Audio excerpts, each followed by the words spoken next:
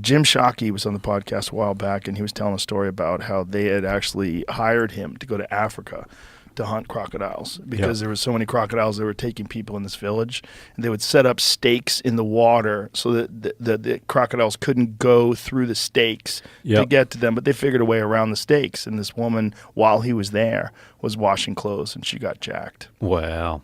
Yeah, he said everyone there was like missing a hand, bite taken out of your leg. Yeah. He said it was just an epidemic. And that's like their everyday life. It's nuts, isn't it? These are big, 18-foot, 19-foot crocs. Like just scared of nothing. Everyone's food. Yeah. Just giant African crocodiles, which are just the most terrifying animal in the world to me. Yeah. Because they could lay there underwater and you don't even know they're there. And then they jump up and get you. Yeah. And they're so fast. Did you ever see the video that I done in Northern Territory? And is it online? It's online. How would Jamie find it? Oh, I think I pinned it to my Instagram. And I sort of talk people through it, like after, obviously. I'm not talking when I'm walking up there. So I'm going up there and there's like all these like little water holes as it's drying up. And there's all these pigs laying on like 2 or 3 water holes that way and no pigs laying on a water hole this way. So I'm like, oh, that's a bit sus already. And then I just seen it, dude. I could just see its eyes above the water and the back of its tail. Oh, this is it. So there's a small water hole. Yeah. Right there on the bank, you can see a big saltwater crocodile. You can see his snout and his eyes closest to the bank, and then you can see like the ridge of the front of his tail. Oh, God. In the water. I actually watched him come from the centre of that billabong there, right to the edge, when he noticed the line that I was taking to the edge of the water. Watch this thing sink away. But yeah, you can see he's properly hunting me here. You'll see his eyes and snout just disappear under that dirty water. Look how slow he drops away. And he's doing that to try to get you. And you're walking close to this motherfucker. Yeah, look at his tail prime. See the water? Just lunge forward and have a crack at me. So he's ready to go. How far away are you from here? Away from the coast. 10 meters, maybe. Why? Oh my God! Look at it. It's getting ready. Look at its tail. He just. I know they're called a saltwater crocodile, but they should be called an all-water crocodile because they live in all water. Yeah, and I just threw that stick at him just to let him know that I know you're there, and a little bit of a fuck you too. But Jesus Christ, those things are terrifying. Grabbing you and dragging you into that water and then twisting and tearing your limbs off. Oh. In the middle of nowhere. Oh. Horrible death. Bro. You could take him, Joe. You could take him.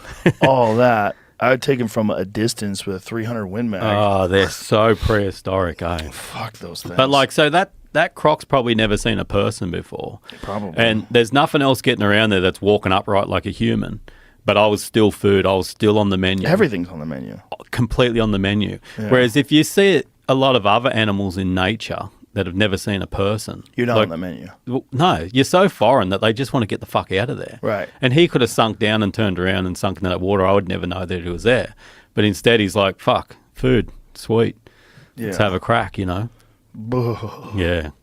So, but that seems more common at the moment. And I don't know why, if the population's getting too high, but you used to get around and see like a salty or two every now and then, a saltwater crocodile every now and then. But nearly like hard to find, you know, certain river systems not, but like tucked away water like that. Whereas now it's just like every fucking water hole's got a croc in it. Ugh. So we just bought a property up in the Northern Territory of Australia, and it's got a beautiful big lagoon on it. And Kimmy's like, oh, fuck, that's going to be sweet for swimming. I'm like, that's the wrong state of Australia, you know, because the top of Western Australia and all of Northern Territory and the top of Queensland, that's where the crocs are. Saltwater crocodiles are in that district. And they're deep inland. Yeah, they can be. Yeah. So, and this property that we've purchased is inland as well. But they get pushed in there, like the Northern Territory will have a big wet season, water will rise, like over the top of the land and everything like that, water will rise, and those big salties can move into a little water hole where they've never been before. So you might have a property and being like, nah, this water's sweet, and then the next year there's a big salty in there. And they can go for a year without eating. They'd be freaking desperate if they did. Like, you're definitely on the menu if they do that. But I mean, that's just an extraordinary animal. Yeah. I mean, evolution just has honed those motherfuckers to a razor's edge. Oh, yeah. Yeah, I think I told you about the story where, like, I shoot a big boar pig, and like the arrow zips through it, and it just dropped over onto the riverbank.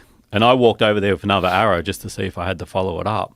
And so I walked up, and like I'm at like a meter above it. Anyway, it was just on the side of the water, like not in the water, just on the side of the water. And it was just like in the final stages of its life. And I looked down and put the second arrow away, like it doesn't need another arrow, it's sweet. And I looked down and I put the second arrow away and just heard the water erupt. And this big saltwater crocodile come out, grabbed it. I could still see it in slow-mo.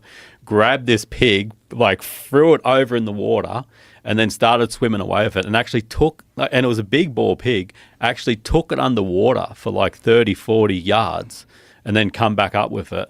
And then another big salty was trying to get it off that saltwater crocodile. Now, if that pig was already dead, I would have just jumped straight down the back, the bank, and I would have been right in the line of fire. Oh, boy. You know, and it's like, two of them there. That's how quick it happens, dude, you know, and it's just like, they're just sitting there waiting. I had another trip. I love these crocodile stories because they're so fucked up. They make my skin crawl. Me and Kimmy did like 120 kilometers across like inland Northern Territory. And it was funny because, you know, when you're in society, like back at home, you've got all the different things going on, whether it's bills, kids, you know, just 1,000 things going on, work and stuff like that. And Kimmy really enjoyed that trip because all you had to worry about every day was water, food, where you're going to camp. But with water comes fucking crocodiles because you have to go down and collect the water. Like we're walking 120 kilometers. You can't carry enough water for 120 kilometers. You literally fill it, and it's stinking hot. So you're filling your water bottle up multiple times a day. And I'm like, you stay back here and I'll race down, watch the bank where I fill the water up at. And because you're looking over this water hole, like even with binoculars, glass in it, you can't see a croc anywhere. Like during the daylight, like you can't see a croc anywhere. And I go down, and I'm fast. Like I don't muck around down there. You go down, you scoop up the water, and it's dirty water. You can't drink it. Then you take it back up the bank away from the crocs, and you filter it up there from one water bottle to another. So anyway, I race down there. I scoop up the water. I'm halfway back up the bank, like way away from the water though. And Kim's like, "Look behind you." And I turn around behind me, and big saltwater crocodile eyes come up straight behind me. Like, that's how quick they are. I went down, scooped water, got away from there, right where I filled up the water, croc eyes come straight up. Because they had sensed movement. They're just onto it. They're probably looking at you the whole time, you know, but you just can't see them. Fuck that. And then, but at night time, like you'd shine a torch around and it's just like red eyes everywhere. So during the day, there's like, you can't see a croc. And then you shine a torch in a water hole at night and there's just eyes everywhere.